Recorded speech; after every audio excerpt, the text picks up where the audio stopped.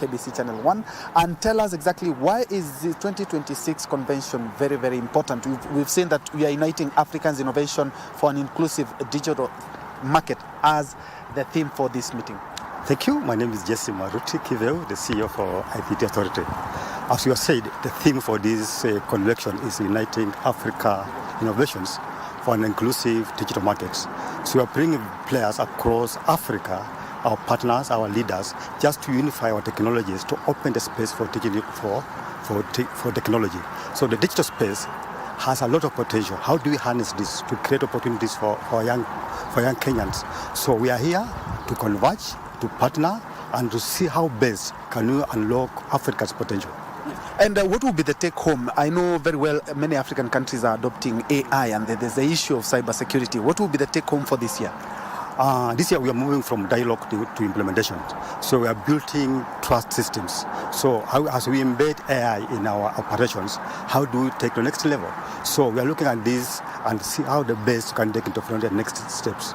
Yes. Who are we expecting, and some of the policy makers? We saw from building from the 2024 and 2025, we have seen that this year is a little bit different because we are now measuring the delivery, the deliverables, as opposed to the 2024 and 2025 where we were looking and trying to consolidate our ICT potential.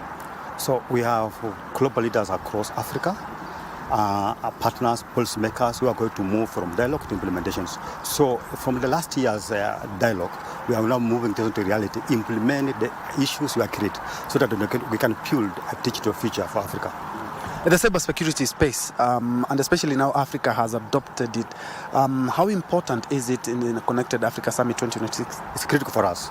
As people converge here, cybersecurity is a key topic that's going to be discussed. So we're going to see views, we're going to see how people are going to build trusted systems. So as people come, we're expecting more and more around AI, around trust, so that they can have a potential for our youth. Yes. And Kenya has been the East African hub in terms of technology. Where are we in the continent, and what exactly are we pushing here as a country at the Connected Africa Summit? So Kenya is a position as a digital hub for Africa. What we are pushing is integrations. How do we integrate as a unified Africa to harness the potential of the digital space? So we're looking at integrations, cross-border trade. How do we open up the borders? How do we open up the digital space for youth and create opportunity for investment? Just not only Kenya, but across Africa. And the ICT Cabinet Secretary, William Kabogo, has been on record as emphasizing how important Kenya is to position itself, not only here in the continent, but also abroad. Where are we as ICT Authority? We are doing very well with our partners. So as you understand, Kenya acts as a hub for this part of Africa. So with opening up our space, our digital space to the rest of Africa, the rest of the continent, we find ourselves positioning very well in the coming few years. Finally, before I let you go, what should Kenyans, what should all the global players that are going to be in this convention for the next 4 days expect?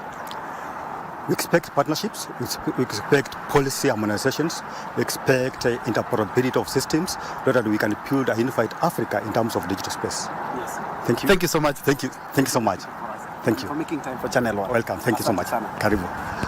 Well, as you have rightly heard from the ICT CEO, is that we are trying to harmonize the ICT potential, and especially now that in Kenya, we are judging by the East Africa region and also at the African market, is that we are also not only regional players, we are also the continental players. And this convention, and allow me just to point out 2 or 3 things that are supposed to be looked at, just like has been pointed out, is that the key milestone with the official launch of the Connected Africa Secretariat, which will be chaired by Kenya to ensure long-term accountability and continuity for digital projects across the continent. We'll be here for the next 4 days or so just to try and put into perspective matters ICT and also the digital space, which not only has a number of challenges, including cybersecurity, but we're going to see how we are going to harmonize all that in one ecosystem as a continent.